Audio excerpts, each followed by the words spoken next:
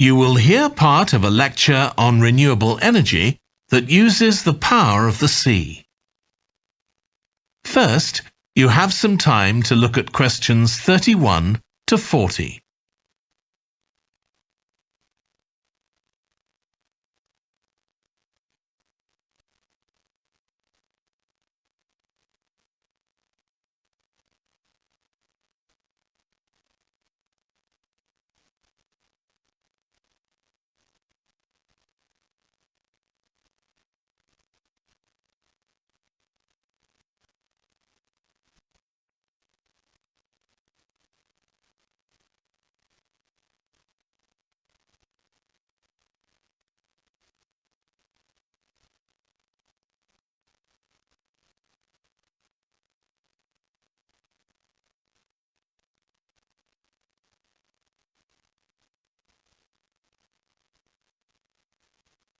Now listen carefully and answer questions 31 to 40.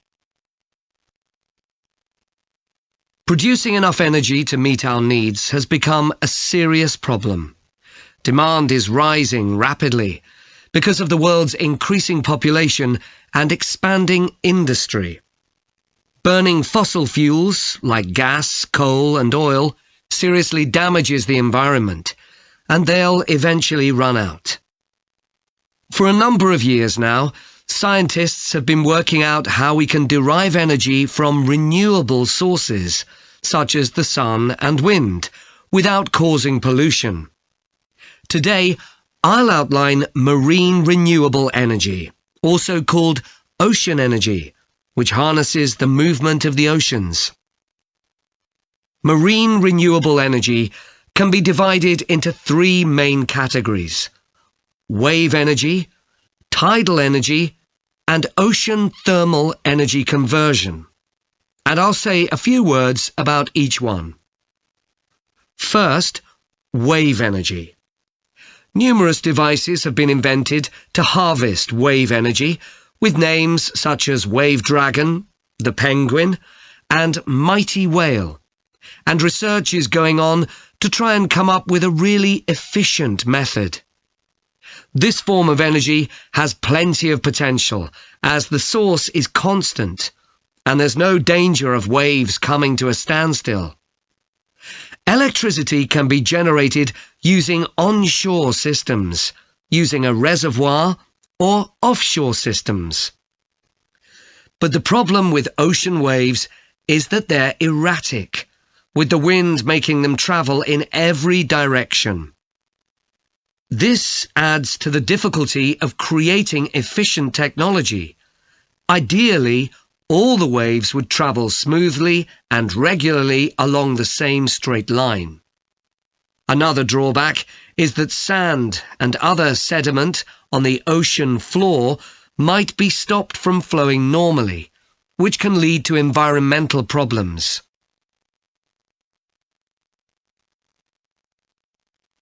The second category of marine energy that I'll mention is tidal energy. One major advantage of using the tide rather than waves as a source of energy is that it's predictable. We know the exact times of high and low tides for years to come. For tidal energy to be effective, the difference between high and low tides needs to be at least 5 meters. And this occurs naturally in only about 40 places on Earth. But the right conditions can be created by constructing a tidal lagoon, an area of seawater separated from the sea. One current plan is to create a tidal lagoon on the coast of Wales.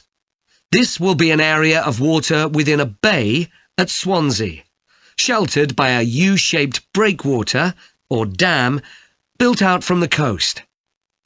The breakwater will contain 16 hydro turbines, and as the tide rises, water rushes through the breakwater, activating the turbines, which turn a generator to produce electricity. Then, for 3 hours as the tide goes out, the water is held back within the breakwater, increasing the difference in water level until it's several meters higher within the lagoon than in the open sea. Then, in order to release the stored water, gates in the breakwater are opened.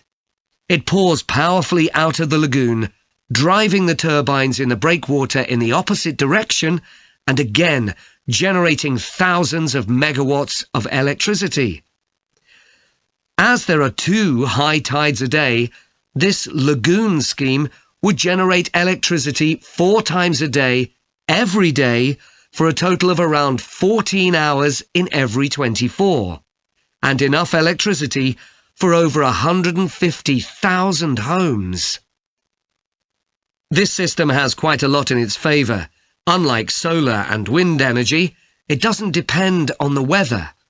The turbines are operated without the need for fuel, so it doesn't create any greenhouse gas emissions, and very little maintenance is needed. It's estimated that electricity generated in this way will be relatively cheap, and that manufacturing the components would create more than 2,000 jobs, a big boost to the local economy. On the other hand, there are fears that lagoons might harm both fish and birds, for example by disturbing migration patterns and causing a build-up of silt, affecting local ecosystems. There are other forms of tidal energy, but I'll go on to the third category of marine energy, ocean thermal energy conversion. This depends on there being a big difference in temperature between surface water and the water a couple of kilometres below the surface, and this occurs in tropical coastal areas. The idea is to bring cold water up to the surface using a submerged pipe. The concept dates back to 1881, when... That is the end of section 4. You now have half a minute to check your answers.